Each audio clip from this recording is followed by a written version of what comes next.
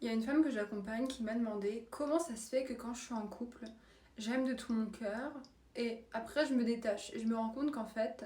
j'aimais pas la personne mais que c'était juste de la dépendance affective. Ce que je lui ai expliqué, c'est que déjà, pour commencer, il y a une différence entre l'amour et l'attachement. Et il y a une différence entre aimer quelqu'un et aimer l'attention que cette personne va te donner. Avec cette femme, on a retracé toute la frise chronologique de sa vie pour voir son passif amoureux et on s'est rendu compte qu'elle n'a jamais été célibataire. Parce que dès qu'une relation se termine, elle va en chercher une autre. Et je lui ai demandé si elle savait pourquoi est-ce qu'elle avait besoin à tout prix d'être en couple. Et elle m'a dit que c'est parce que quand elle se retrouve seule, elle a l'impression de ne plus être entière, de ne plus se sentir vivante. Et je lui ai dit, mais tu sais, au fond, c'est parce que t'as pas envie de te confronter à qui tu es vraiment et à ce qui se trouve à l'intérieur de toi. Parce qu'en étant dans une relation en permanence, ça te permet de prendre la fuite de toi-même. Et donc à chaque fois qu'elle rencontre un homme, elle voit son potentiel, elle voit le fait que cet homme va pouvoir combler son besoin d'être aimé. Et c'est en ça qu'on se rend compte que la dépendance affective, en fait, c'est vachement égoïste parce qu'on est tourné vers nous-mêmes, vers le fait de se remplir de l'amour de l'autre. Et en creusant encore davantage, on s'est rendu compte également que le moment où elle quitte ses relations à chaque fois, parce que bien sûr c'est toujours elle qui y met un terme, c'est le moment où ça commence à devenir un petit peu trop sérieux, ou qu'elle commence à avoir un potentiel engagement et ça nourrit totalement son illusion de contrôle parce qu'elle a l'impression d'être aux commandes en abandonnant les autres avant qu'ils l'abandonnent. Donc dès que ça devient trop sérieux, elle dit allez ciao et elle retrouve un autre homme à fréquenter. Alors si tu te reconnais dans ce que je partage, il faut que tu comprennes que tant que tu n'es pas capable de trouver ton bonheur à l'intérieur de toi-même, une relation extérieure ne pourra jamais te combler. C'est pour ça qu'à chaque fois tu nourris cette illusion, tu te persuades que c'est le bon, tu te dis ça y est, j'ai enfin trouvé la bonne relation, mais au fond de toi tu sais que c'est pas vrai parce que le problème il demeure toujours le même. Rester en surface dans tes relations ne va absolument pas te protéger, ça va faire l'effet inverse parce que tu auras toujours l'impression que les autres t'aiment et te valident uniquement pour la facette de ta personnalité que tu choisis de montrer. Quand on est blessé, on va adopter un masque pour contrer justement nos sentiments vulnérables et ne pas réellement se dévoiler. Et donc en fait les autres nous valident et nous aiment pour ce masque uniquement parce qu'on ne leur laisse pas l'occasion de découvrir la vraie personne que l'on est. C'est un petit peu une sorte de lutte intérieure où tu vas te battre entre ton cœur qui lui a envie de s'ouvrir et de donner une nouvelle chance à l'amour et ton ego qui va rechercher la validation extérieure parce que la plus grande peur de l'ego c'est d'être rejeté. C'est pour ça que très peu de gens font la différence entre aimer réellement quelqu'un et aimer le projet qu'on s'est fait dans notre tête de cette personne-là ou aimer le sentiment de lui plaire. Donc si tu veux réellement régler ce problème, il faut que tu apprennes à agir depuis l'espace de ton cœur et non plus depuis tes peurs et ton ego. Alors pour ce faire, ça ne va sûrement pas te plaire, mais moi je te conseille de faire une détox émotionnelle, c'est-à-dire d'apprendre à rester célibataire pendant quelques temps parce que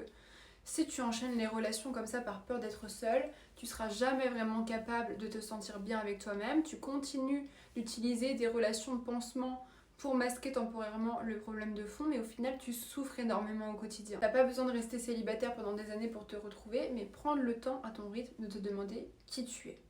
Découvrir qui tu es réellement au fond de toi, en dehors d'une relation, en tant que femme, pour apprendre à être bien dans ta vie en tant que femme célibataire. Parce que si tu veux attirer un homme de valeur avec qui tu vas pouvoir construire quelque chose sur le long terme, tu ne le rencontreras pas en étant désespéré. Si tu es désespéré, tu vas attirer un partenaire désespéré autant que toi. Il ne faut pas que tu vois ce moment de célibat comme une punition, mais comme une opportunité de vraiment découvrir qui tu es et de prendre le temps d'avoir des bases saines, d'avoir des fondations solides pour ensuite accueillir quelqu'un dans ta vie parce que tant que tu n'es pas en phase avec toi-même, tu ne pourras pas être en phase avec quelqu'un d'autre. Et quand tu es aveuglé par ce besoin de valider ton ego en permanence, de recevoir l'amour des autres, en fait tu les aimes pas, tu n'es pas capable de les aimer. Tu vois le potentiel, comme je te disais, tu vois leur capacité, eux, à te donner de l'amour, mais en fait, au fond, t'es égoïste parce que tu peux pas leur donner en retour et c'est pour ça que tu fuis. Une fois que tu auras appris à être en paix avec toi-même et que tu te sentiras prête à rencontrer quelqu'un, eh bien, je veux que lorsque tu rencontres un homme, que tu as un date avec lui, que tu te demandes est-ce que cet homme me plaît vraiment ou est-ce que c'est mon besoin de valider mon ego qui parle? Est-ce que cet homme correspond réellement aux standards que j'ai établis pendant ce temps où je me suis retrouvée seule et que j'ai défini ce que je voulais et ce que je ne voulais absolument pas?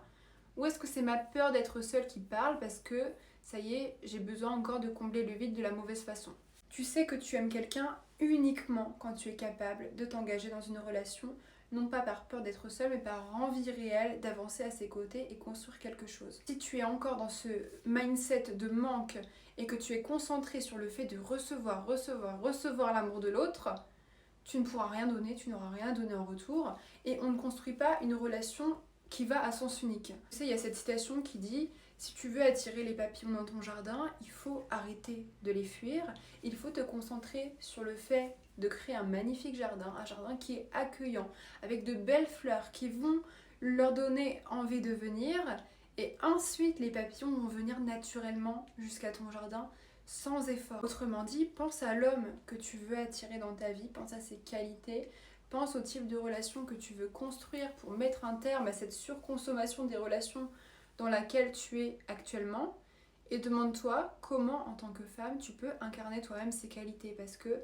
c'est en créant cette réalité pour toi-même que tu vas pouvoir attirer un homme ensuite qui te correspond. Souviens-toi que parfois le célibat est nécessaire pour évoluer et que pour l'instant peut-être que le but de ta vie c'est pas de trouver l'amour de quelqu'un d'autre, mais d'apprendre à le trouver en toi-même. Plus tu vas t'aimer, plus tu seras en capacité d'accueillir quelqu'un dans ta vie,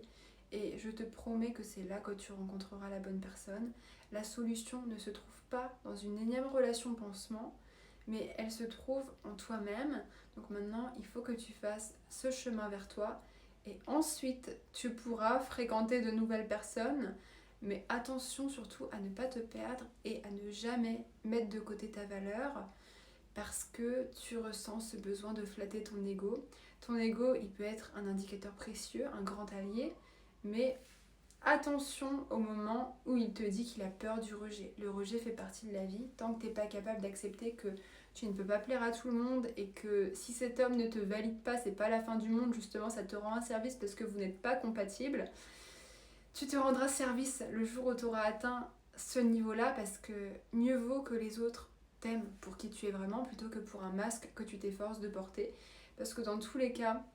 si tu portes un masque, tu finiras toujours par te sentir seul, peu importe à quel point tu es entouré.